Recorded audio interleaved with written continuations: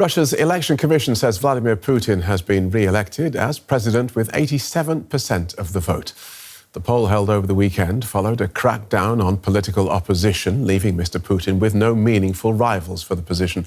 This was one of the factors that led EU and US officials to describe the contest as neither free nor fair. In his victory speech, the Russian president said he would now focus on Ukraine, 2 years after a full-scale invasion that was expected to last only a few days. Well, Professor Sergey Radchenko teaches at the Henry A. Kissinger Center for Global Affairs at the Johns Hopkins School of Advanced International Studies. He's written extensively on Russia, past and present. Welcome to DW, Professor. Why does Vladimir Putin feel he needs to go through what we all assume to be a charade of an election?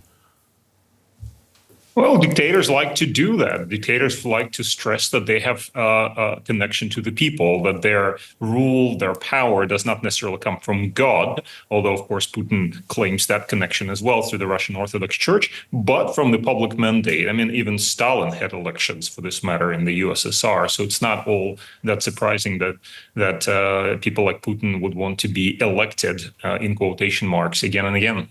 Right. I'm just intrigued by who he needs to impress, given that his grip on power appears to be absolute. Well, who did Stalin want to impress when he had his elections, when he was, or any number of Soviet general secretaries? They like the legitimacy that comes from public vote, a vote of public confidence in them, even though the polls may be rigged. It's just not all that unusual. In Turkmenistan, for example, in the 1990s, they had the same thing with the leaders getting 99% of the vote. And did he actually have a campaign? What did he promise voters? And is he minded to deliver?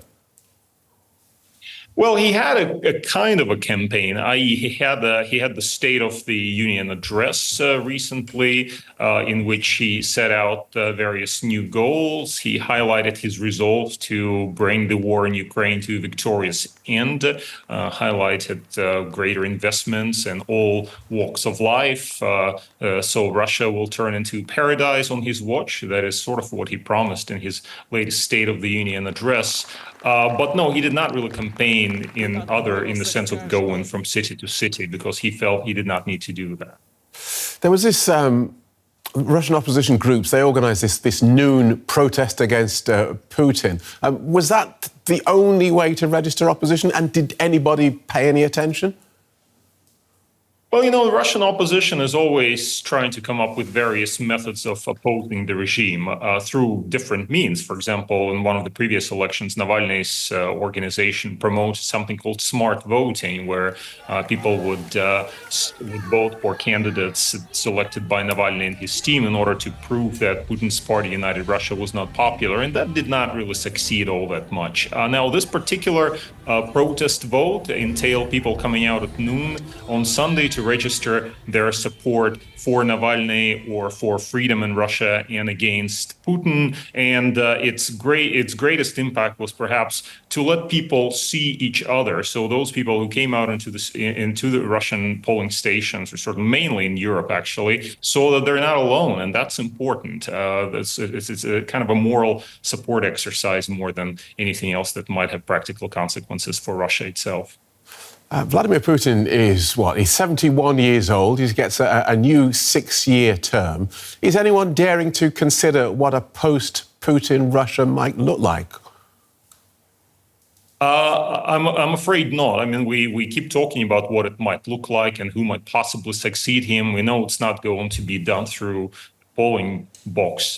He will have to be carried from the Kremlin feet first, and then, of course, a power struggle will ensue. But how long this will take is anyone's guess. Putin can run again in 6 years' time, and he could go on for another 20 years, if you ask me. So I think it's too early to really envision Russia after Putin. It will come one day, and we're all hoping for that Russia. It's somewhere there in the darkness at the moment. I'm not seeing the light at the end of the tunnel quite yet.